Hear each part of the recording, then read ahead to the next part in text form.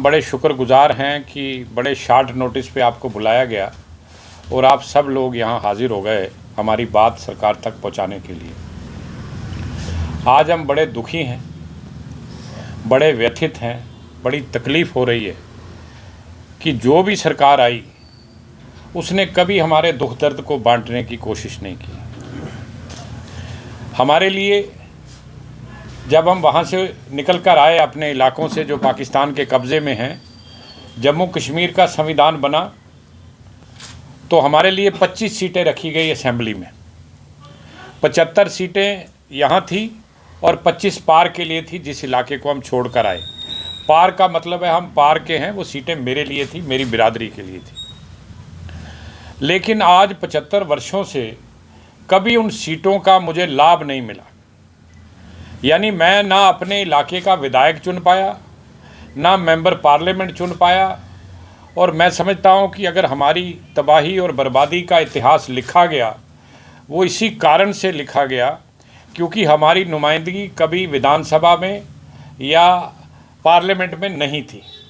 इस वजह से लिखा गया।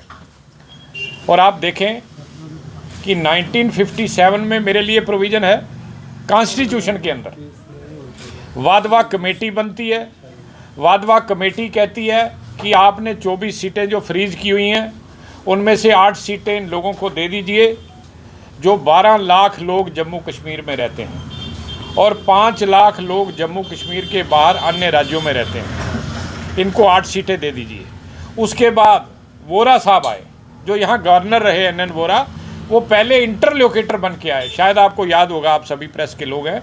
उनको हम कैंपों में ले गए और उन्होंने ये बात कही कि यहाँ इन लोगों का अगर उत्थान करना है, इनका वेलफेयर करना है, तो ज़रूरी है कि इनको पॉलिटिकली एम्पावर करना पड़ेगा, इनको सीटें देने पड़ेगी। उसके बाद दूसरा जो आया इंटरलोकेटर का ग्रुप, वो आया KC पंत साहब का।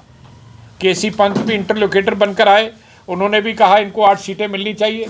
तीसरी बार MM अंसारी साहब आए, उनके साथ राधा कुमार थी, उनको भी हम कैंपों में ले गए, उन्होंने भी कहा कि इनको सीटें मिलनी चाहिए। फिर उसके बाद एक यूरोपियन डेलीगेशन आता है, उसने भी देखा कि इनकी पलाइट, इनकी तबाही, इनकी बर्बादी का कारण यही है कि इन लोगों को पॉलिटिकली एम्पावर नहीं किया जा रहा, इनको राजनीतिक तौर पर पॉलिटिकली इनको वंचित किया जा रहा है।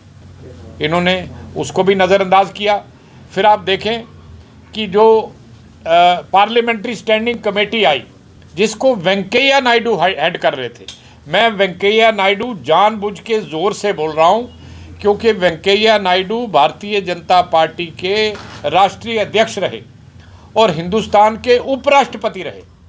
उन्होंने अपनी रिपोर्ट में जो 22 दिसंबर 2014 को लोकसभा और राज्यसभा में पेश की गई, उसमें कहा कि 24 में से 8 सीटें निकालिए और इन लोगों को दे दीजिए, इनको पॉलिटिकली एम्पावर करिए। और आगे एक और बात कही, उन्होंने कहा कि इसके लिए अगर कॉन्स्टिट्यूशन में अमेंडमेंट भी करनी पड़े तो कॉन्स्टिट्यूशन में अमेंडमेंट करके इनको सीटें दीजिए। तो कल क्या हुआ है? कल कॉन्स्टिट्यूशन में अमेंडमेंट हुई है।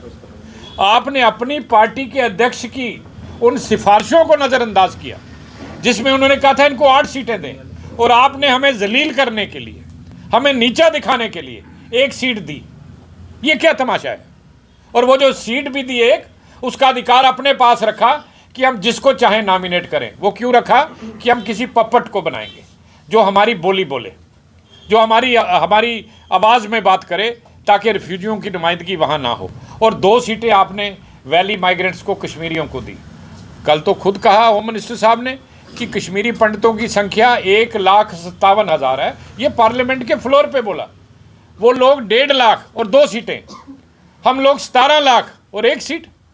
ये तमाशा नहीं है? हम पे तो 2 पार्लियामेंट की सीटें बनती हैं, लेकिन आप 1 सीट दे रहे हैं।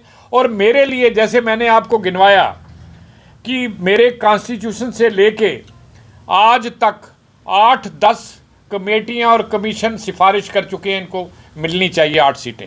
और वैली माइग्रेंट्स के लिए मात्र डिलिमिटेशन ने कहा कि इनको 2 सीटें मिलें, और मेरे लिए कहा उसी डिलिमिटेशन कमीशन ने कि इनको पर्याप्त मात्रा में मिले। पर्याप्त मात्रा का क्या मतलब है? 1 सीट होती है पर्याप्त मात्रा का मतलब? हमारे पैकेज की आपने धज्जियां उड़ा दी।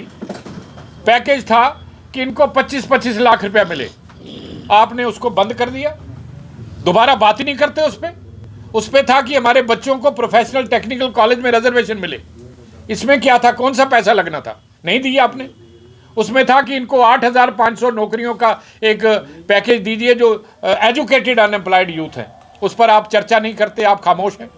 और मैं कहता हूं कि हमारी ये जो दुर्दशा हुई है, इसके लिए डॉक्टर जितेंद्र सिंह जिम्मेदार है, इसके लिए रविंद्र रैना जिम्मेदार है, इसके लिए अशोक कोल जिम्मेदार है। इस तिकड़ी ने जानबूझ के दिल्ली के अंदर असल रिपोर्ट पेश नहीं की।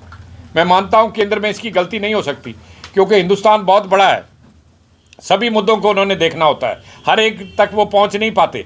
ये लोकल प्रतिनिधियों का काम है कि वो सरकार के कानों तक इन बातों को पहुंचाएं कि कहां पर त्रुटि है, कहां पर किस आदमी की मदद करनी है, किस कम्युनिटी की मदद करनी है। ये तमाशा बना के रखा हुआ आपने। मैं पूछना चाहता हूं, क्या कश्मीर किसी दूसरे देश के कब्जे में है? अगर कश्मीर हमारे पास है तो इन माइग्रेंट्स को वहां से चुनाव लड़ाइए ना। आप रिजर्व क्यों कर रहे हैं सीटें? अगर वहां नॉर्मलसी है तो चुनाव लड़ सकते हैं। मैं तो इसलिए मांग रहा हूं क्योंकि मेरा इलाका पाकिस्तान के पास है।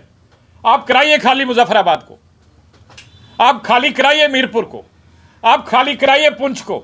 मेरे सारे लोग वहां से चुनाव लड़ने के लिए तैयार हैं, हम डरने वाले नहीं हैं। लेकिन तमाशा बना के रखा हुआ आपने। आप एक गलत परसेप्शन को बना रहे हो, और परसेप्शन लोग नहीं बना रहे। दुख इस बात का होता है कि सरकार परसेप्शन बना रही है। ये पहली बार हमने देखा है कि सरकार ऐसा नैरेटिव बना रही है जो बिल्कुल गलत है। और इसी वजह से देखें फायदा क्या था, मैं आपको बता दूं। ये जो मिलिटेंसी है जम्मू कश्मीर के अंदर या पूरे हिंदुस्तान में, इसकी ट्रेनिंग कहाँ होती है? मेरे इलाकों में जहाँ से हम विस्थापित हैं। कैंप्स कहाँ पे हैं? पुंछ के अंदर, रावलाकोट के अंदर, मीरपुर के अंदर, कोटली के अंदर, मुजफ्फराबाद के अंदर। भाई साहब, अगर आप हमें एम्पावर करते, अगर रावलाकोट का विधायक होता, मुजफ्फराबाद का होता, मीरपुर का होता, कोटली का होता, बिम्बर का होता, हम हिंदुस्तान में नहीं, हिंदुस्तान के बाहर भी जाकर इस बात को उठाते कि मेरे इलाकों से जो ट्रेनिंग कैंप चल रहे हैं बंद होने चाहिए। मिलिटेंसी की कमर तोड़ते हम। मेरा तो फायदा होता। मुझे अगर आप पॉलिटिकली एम्पावर करते, मैं अपने लोगों की बात निश्चित तौर पर मेरे लोग हाउस में करते, क्योंकि जब आप विधानसभा के अंदर बोलते हैं वो चीज़ें रिकॉर्ड में जाती हैं, वो ख़त्म नहीं होती, बढ़ती नहीं है। लेकिन जब आप ऐसे प्रेस कॉन्फ्रेंस में या सड़कों पर कुछ करते हैं, वो सुबह लोग पढ़ते हैं, दूसरे दिन भूल जाते हैं। आपने कभी हमें नहीं किया। और सबसे देखें, एक धोखा और किया इन्होंने कल ही एक बिल लाया कि जितने भी पहाड़ी हैं उनको हम एसटी का स्टेटस देंगे। ये जितने लोग आप देख रहे हो, हम सब पहाड़ी कबीले के लोग हैं। हमारा ट्राइब पहाड़ी है, हमारा क्लैन पहाड़ी है, हमारी एथनिसिटी पहाड़ी है, लेकिन मुझे नहीं दे रहे।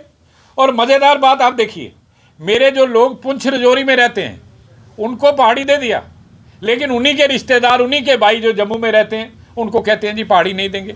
अच्छा, पहाड़ी मिलेगा तो हमें एसटी मिलेगा। आपने एसटी से भी महरूम कर दिया, सीटें भी हमें जो हमें चाहिए थी नहीं दी, हमारा जो पैकेज था उसको भी आपने पूरी तरह से रोक लिया। एक तमाशा आपने इस देश के अंदर कर रखा है। और आप कहते हैं जी जम्मू कश्मीर की स्थितियां सुधर नहीं रही हैं। सुधरेंगी कैसे? दर्द मेरे पैर में है, इलाज आप मेरे सिर का कर रहे हैं। तमाशा बना के रखा। जो लोग दुखी हैं, जिनको मदद की ज़रूरत है, जिनको सहायता करने की ज़रूरत है, उस तरफ तो आपका ध्यान नहीं है। आप कर